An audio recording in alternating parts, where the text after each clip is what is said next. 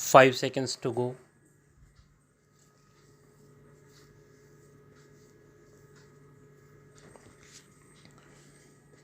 Start. Since we met 14 months ago, I have had the opportunity of visiting most of the states and the union territories. Early last month, I made an extensive tour of the far flung northeastern region. During the tours, I met a large number of people from all walks of life and also came into close contact with several units of our valiant defense forces serving in inhospitable border areas at great personal sacrifice and hardship. These extensive tours over the length and breadth of the country have convinced me that our constitutional structure and the pillars that support it are perfectly sound. We can hopefully look forward to a bright and prosperous future provided we are able to maintain the unity and solidarity of the nation.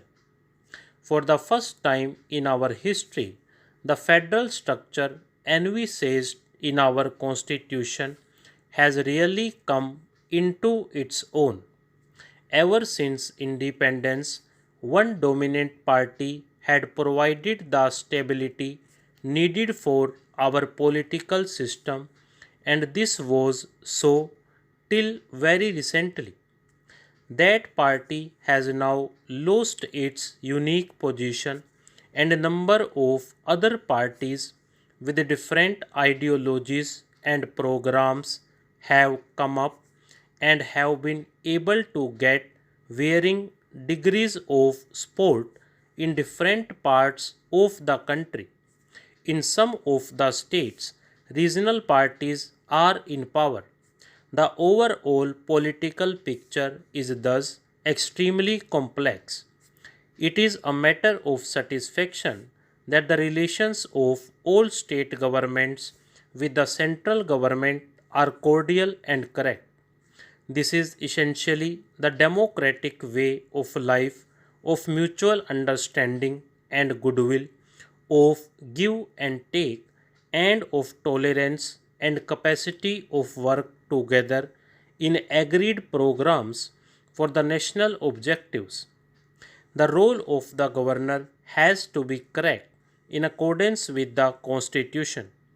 Under the Constitution, the states are in no way dependent on the Union for the exercise of their legislative and executive authority insofar as it concerns the sphere assigned to the states and does not impinge on the sphere of authority of the Union. The center and the states are joint partners in national development. In defining the role of the governors, the founding fathers of our Constitution clearly had foreseen the possibility of different parties being in power in the states and at the center. The Constituent Assembly did consider the question whether there should be provision for an instrument of instructions to be issued to them. Sir, we have had the most stimulating and forthright debate in this House after I presented the finance bill.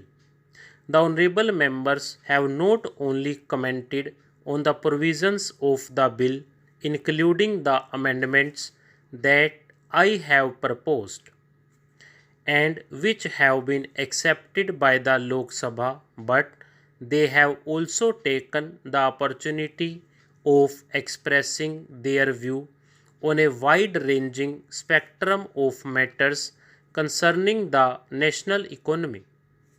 I heartily welcome a discussion of this sort. It helps us to understand the mood and the feelings of the house, and also gives me an opportunity to respond and to react to those views. Sir, I must first of all with one point of criticism which was made by my honorable friends. They say that I have been pressurized and influenced by all sorts of lobbies outside the house, and I have adjusted and modified the finance bill as a result of that. Sir, I have great respect for this House and for Parliament, and indeed it is my duty to take into consideration whatever is said here.